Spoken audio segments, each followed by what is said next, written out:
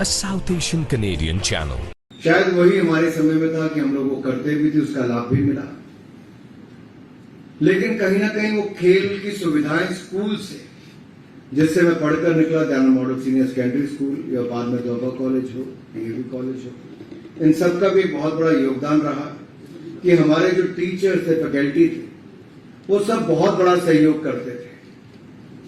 खिलाड़ी के नाते लगातार समय बाहर रहता था, लेकिन टीचर्स बहुत मदद करते थे कि वापस जब आए तो एक्स्ट्रा क्लासेस देकर अच्छी पढ़ाई करना, पास होना, आगे जाना, उस सब में उनकी बहुत मदद है। हमारे समय में तो जो यहाँ पर पूर्व खिलाड़ी बैठे होंगे, उस समय तो क्रिकेट जैसे खेल में भी बगैर किसी बुकिंग के जो जनरल क्लास है ट्रेन की, उसमें जाना पड़ता था, दो किट बैग उठा के। कई बार टॉयलेट के बाहर जो जगह होती है वहीं पर बैठ के भी रात को जाते थे, और कई बार बगैर बुकिंग के साइड पे बैठ के भी जाना पड़ता था। लेकिन समय के साथ बहुत कुछ बदला है। आज के खिलाड़ियों के लिए सुविधाएं बहुत बदली हैं, और प्रधानमंत्री नरेंद्र मोदी जी के प्रधानमंत्री बनने के बाद, रियो ओलंपिक्स के बाद विशेष तौर पर टारगेट ओलंपिक पोडियम स्कीम, जिसकी शुरुआत भी की गई, बोर्डिंग, लॉजिंग, ट्रेनिंग, ये सारा खर्चा भारत सरकार वहन करती है। देश में खेलने का भी, ट्रेनिंग करने का, और विदेश में भी। और ये पूरे, इसके अलावा भी एथलीट को 6 लाख रुपया आउट ऑफ पॉकेट अलाउंस, यानी कि 6 लाख रुपया साल का जेब खर्च, पूरा खर्च उठाने के बाद अलग से दिया जाता है। आज तक कभी देश में नहीं दिया गया, ये नरेंद्र मोदी की सरकार का। इसके अलावा 3000 से ज्यादा एथलीट्स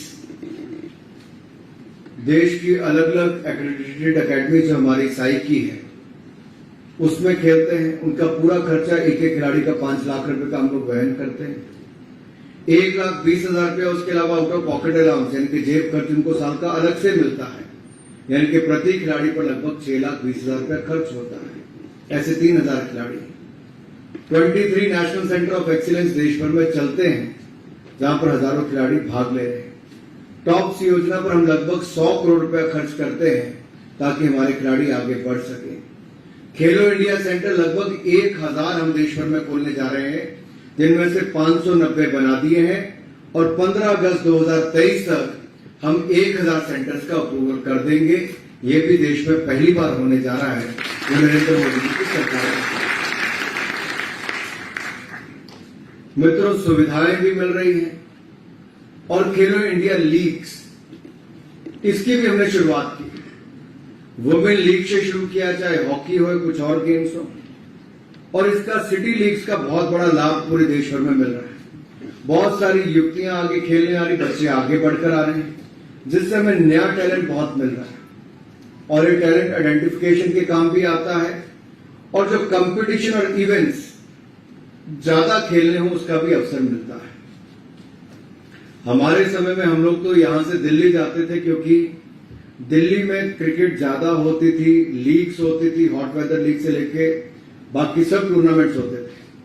पंजाब में उस तरह का स्टेडियम तो थे, लेकिन लीग्स और कंपटीशंस नहीं थे, और खिलाड़ी के लिए बहुत जरूरी है। आप केवल प्रैक्टिस कर करके चैंपियन बन सकते, क्योंकि गेम में जो आपको परफॉर्म करना है, that needs a mental toughness. A South Asian Canadian channel.